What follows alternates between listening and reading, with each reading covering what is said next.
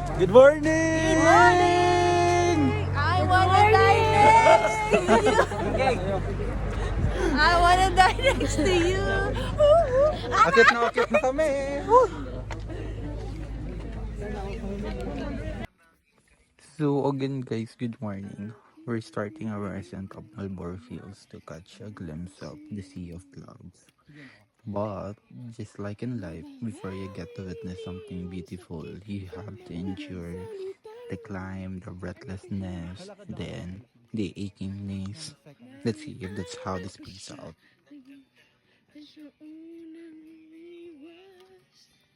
Bakit nga ba ko yung pinaasa?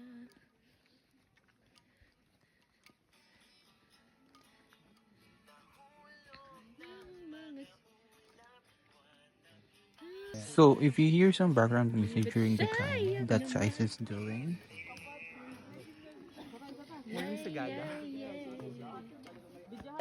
Here we're stuck in traffic. I thought this only happened in Metro Manila.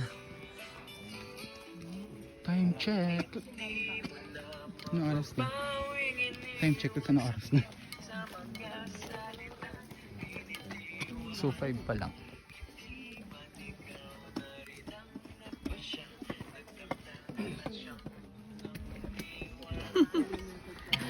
Sorry. Hi ka kay Zina. Hi ka kay Zina. Hi, Z!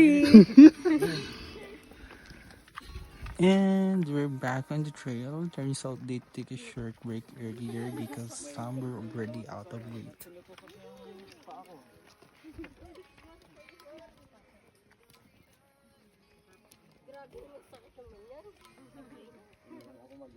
So, Isa said the music is supposed to keep us awake during the climb.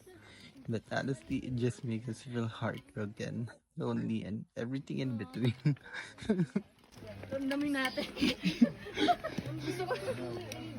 Ay! Gusto ko yung nararamdamin. Mabulas ba ako? Dandan ka. Parang bilis natin eh. Pero ang dami natin So yeah, they call me out for walking too fast, but no, I'm not. I just have long legs. Okay lang yan, friend. Makakahanap ka pa. So tired. Fucking shit. Same drill. Another quick break. Hi, Carms. That's Janine and Isa. Literally just a quick break. Carms is already walking ahead again.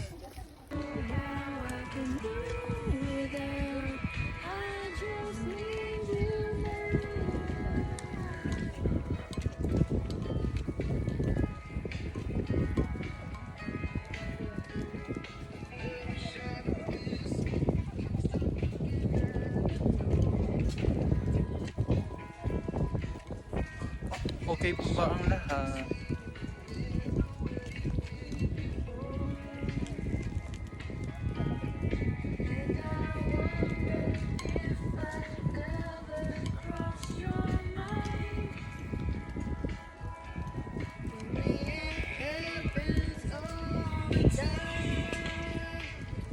The trails gotten super slippery and muddy, so may videos of it all over the place.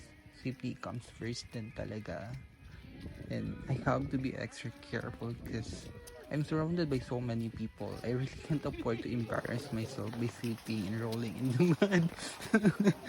Plus, I'm being extra careful because I'm wearing white sneakers and can't afford to ruin them with mud.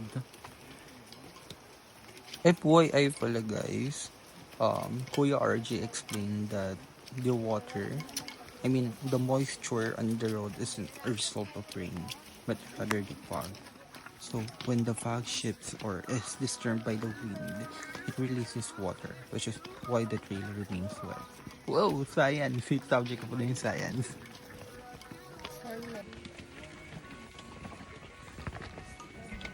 Okay pa ba ang tuhod niyo? Pag masakit na, alisin nyo muna. May screwdriver ako dito ha. Hey. Motorbike. Kunting tubig lang ha. Ayun, sabi ng mga tour guide namin, we're almost there na daw. Just a little more and we'll reach the finish line. There's even a bit of light now. Earlier, Pierre Ramos explained that the fastest ascent time is about 45 minutes, which means we're definitely moving slower than expected. But it's perfectly fine as the climb is really strenuous and demanding. Support niyo yung Tom.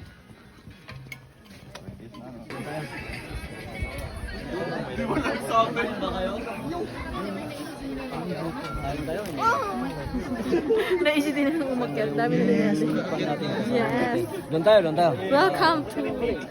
Ano to? Marlboro. Welcome to Marbolo! Marbolo! Marbol. Cigarette. Kayo lahat ba?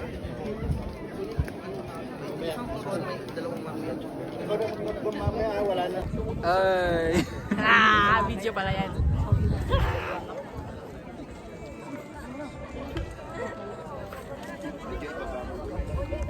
Hilo na kasi. Ang puti ko dito. Uy! Ayun, finally, nasa tuktok na kami. Kaso mukhang hindi maganda yung panahon at wala kami masyadong nakikita ng sea of clouds. I mean, may clouds pero ganito siya. More fog.